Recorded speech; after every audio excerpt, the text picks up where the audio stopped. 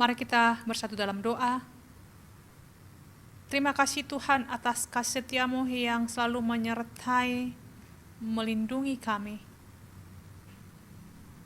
Sebelum kami mulai aktivitas kami dalam 1 minggu ini, kami rindu Tuhan melawat kami lewat firman-Mu. Biarlah kuasa Roh Kudus-Mu mengurapi kami, mengurapi jemaat Tuhan, agar mereka mengerti dan berjumpa dengan Tuhan. Terima kasih Tuhan, dalam nama Yesus Kristus kami berdoa dan mengucap syukur. Amin. Bapak, Ibu, dan saudara yang dikasihi oleh Tuhan Yesus Kristus, sebelum kita memulai aktivitas kita dalam 1 minggu ini, kita mendengarkan renungan firman Tuhan yang tertulis dari kitab 1 Korintus pasal 10 ayat 3 sampai ayatnya keempat. Demikian firman Tuhan. Mereka semua makan makanan rohani yang sama, dan mereka semua minum minuman rohani yang sama, sebab mereka minum dari batu karang rohani yang mengikuti mereka, dan batu karang itu ialah Kristus. Ada suatu ungkapan yang mengatakan pengalaman merupakan guru yang terbaik, yang berarti melalui suatu pengalaman, peristiwa yang kita alami atau dialami orang lain dapat menjadi suatu pembelajaran bagi kita. Apapun juga bentuk peristiwa dan pengalaman yang terjadi dari saudara kita, teman kita, bahkan pengalaman-pengalaman indah dari orang tua kita, tentu merupakan kisah yang menarik dan menjadi petunjuk yang paling berharga, dengan harapan semua hal itu tentu bermanfaat untuk kehidupan setiap orang agar menjadi manusia yang lebih baik. Bapak, Ibu, dan saudara terkasih dalam nama Yesus Kristus, Paulus dalam nats ini memberikan nasihat dan bimbingan kepada jemaat di Korintus dengan tujuan agar jemaat Korintus memiliki tanggung jawab iman sebagai umat yang telah menerima keselamatan di dalam Yesus Kristus. Paulus mengingatkan jemaat Korintus melalui pengalaman rohani yang dialami oleh nenek moyang Israel. Israel telah menerima banyak berkat dari Tuhan. Hal itu nyata ketika mereka berjalan di padang gurun. Tuhan hadir untuk menyertai mereka melalui tiang awan dan tiang api yang menuntun dan melindungi bangsa Israel, sehingga dapat berjalan baik siang maupun malam. Mereka juga dituntun melewati Laut Merah sehingga mereka dapat melewati Laut Merah ketika musuh mengejar mereka dan mereka selamat. Umat Israel juga telah menerima persatuan yang sempurna dengan Musa dan telah dibaptis dalam awan dan dalam laut seperti halnya orang Kristen dibaptis dalam Kristus. Ketika umat Israel lapar, mereka mendapatkan mana di padang gurun dan mereka minum air dari bukit batu ketika mereka kehausan. Sungguh hal yang luar biasa, pengalaman rohani yang dimiliki umat Israel.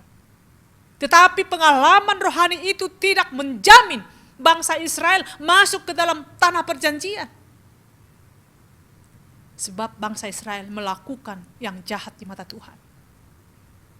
Mereka melakukan penyembahan berhala dengan patung lembu emas, melakukan percabulan, bahkan mereka bersungut-sungut kepada Allah. Lalu apa yang terjadi atas mereka? Mereka dihukum oleh Allah. Nyatanya hanya 2 orang yang sampai ke tanah Kanaan. Lalu di manakah yang lainnya? Mereka dihukum hingga 23.000 orang mengalami kematian lewat dipagut ular, dan yang lainnya dibinasakan oleh malaikat maut. Pengalaman dan peristiwa yang disampaikan Paulus ini menjadi pelajaran dan peringatan berharga bagi jemaat Korintus dan tentunya bagi kita saat ini. Karena siapapun kita tentu dapat sekali jatuh ke dalam pencobaan. Sekalipun kita orang percaya kepada Tuhan, yang rajin ke gereja, rajin ke persekutuan orang percaya, itu juga tidak menjamin. Itu juga tidak menjadi jaminan jika iman kita tidak benar-benar bertumbuh.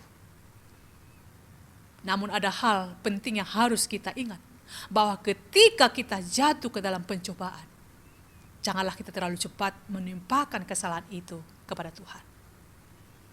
Sebab tentu saja pencobaan itu terjadi karena perbuatan kita, karena kelakuan dan kelalaian kita sendiri. Katakan itu di Yakobus 1 ayat 14. Sehingga kita jatuh ke dalam dosa. Ada kalanya juga pencobaan itu terjadi untuk meneguhkan dan menguatkan iman kita. Maka dari itulah kita perlu tetap waspada dan selalu berjaga-jaga. Tetap berserah penuh kepada Tuhan. Karena tanpa Tuhan kita tidak akan mampu menghadapi berbagai cobaan, tantangan, rintangan yang datang. Bapak, Ibu, dan saudara terkasih dalam Yesus Kristus, maka melalui nats ini kita diingatkan agar sungguh-sungguh menghayati, menghargai dan menghormati semua berkat-berkat rohani yang kita terima. Karena melalui hal itu saja kita dapat menjalani hidup yang Tuhan percayakan bagi kita. Sama halnya dengan bangsa Israel. Maka kita harus mampu menjadi pelaku-pelaku firman Tuhan yang benar, nyata dan terrealisasi kebenaran firman Tuhan dalam kehidupan kita. Firman-Nya tidak sebatas pendengaran saja. Dan tidak sebatas bacaan kita di rumah dan di gereja. Melainkan betul-betul menjadi pondasi dan kompas perjalanan hidup kita. Maka ketika ada tantangan, kita tetap kuat. Ketika ada pencobaan, kita mampu menghadapinya. Ketika sesuatu terjadi tidak sesuai dengan harapan, kita tidak bersungut-sungut, namun tetap bersukacita. Apakah ini berat? Tentu berat jika kita menghadapi sendiri. Maka dari itu, hadirkanlah Tuhan seutuhnya bertahta dalam kehidupan kita, agar hanya Tuhan yang menjadi pusat sentral penyembahan dalam hidup kita, bukan hal-hal lainnya yang tentu akan mendatangkan murka Allah. Melalui pengalaman umat Israel, mari kita tetap berjuang terus untuk berkarya di dunia ini, agar hidup kita juga menjadi berkat rohani bagi orang lain. Berkarya di tengah kondisi zaman saat ini memang sulit untuk sebagian orang, namun tidak bagi kita anak-anak Tuhan. Karena lewat apapun, talenta, bakat, dan karunia yang kita miliki, kita mampu menjadi berkat dan membawa kesejahteraan bagi orang lain, masyarakat di sekitar kita, dan memang suatu sukacita yang luar biasa apabila kita tetap memberi dari keterbatasan yang kita miliki. Apapun yang dapat kita perbuat, lakukanlah bukan untuk hari ini dan esok saja, namun untuk setiap waktu sampai pada kesudahannya. Karena begitulah perjalanan iman percaya yang harus kita nyatakan selalu, agar kita dapat meraih kebahagiaan, sukacita yang sempurna, yaitu kehidupan yang kekal, yang Tuhan janjikan bagi kita. Tidak seperti halnya bangsa Israel, hanya segelintir mencapai tanah perjanjian itu. Kita tentu merindukan semua keluarga dan sahabat kita menerima keselamatan yang kekal bersama Bapa kita di surga. Maka tetaplah kita setia dan taat mengikuti Tuhan. Maka kiranya damai sejahtera dari Tuhan senantiasa memberkati seluruh kehidupan kita. Tetaplah semangat dan selamat beraktivitas dalam mengawali hari ini. Tuhan menyertai saudara semua. Amin. Kita berdoa. Terima kasih Tuhan, kami telah mendengarkan firman-Mu, itulah yang menguatkan kami. Tuhan mengingatkan kami agar tidak menjadi seperti bangsa Israel. Sekalipun mereka mengalami pengalaman rohani bersama Tuhan, menerima berkat-berkat Tuhan, tetapi itu tidak menjamin mereka sampai ke tanah Kanaan. Karena ketika ada pencobaan, ketika mengalami pergumulan, mereka bersungut-sungut melakukan yang tidak berkenan di hadapan Tuhan. Ingatkanlah kami untuk tetap setia dalam kondisi apapun dalam kehidupan kami. Setia mengikut Tuhan, setia melakukan firman-Mu, agar kami tak bersyukur ya Bapa. Agar kami sungguh-sungguh melayani Tuhan, sungguh-sungguh melakukan kebenaran firman-Mu, agar kami sampai kepada tanah Kanaan, kehidupan yang kekal.